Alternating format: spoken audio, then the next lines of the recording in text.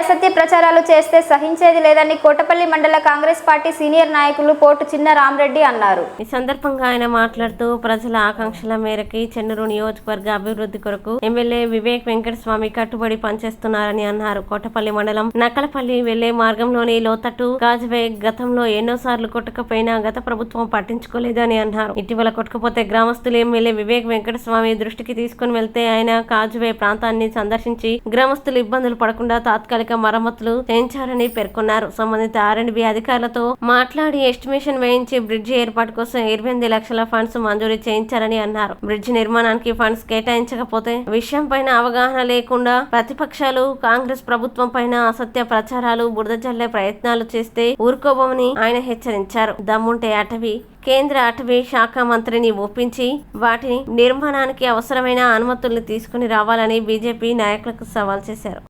కోటపల్లి మండలంలోని నక్కలపల్లి రోడ్డు విషయంలో లోతొర్రె విషయంలో ఎమ్మెల్యే గారు సందర్శించడం జరిగింది. ఆ పనిని చేయించడానికి వారు 13 లక్షల రూపాయలు మంజూరు చేయించడం జరిగింది. కానీ ఫారెస్ట్ అఫీషియల్స్ పని చేయడం లేదు వలన పనులు ఆగిపోయినాయి. ఆ పనిని ఫారెస్ట్ అధికారులకి ఇవ్వడం జరిగింది. వారి వర్షాకాలం అయిపోయిన తర్వాత వాళ్ళు పనిచేయడానికి సుముఖంగా ఉన్నారు.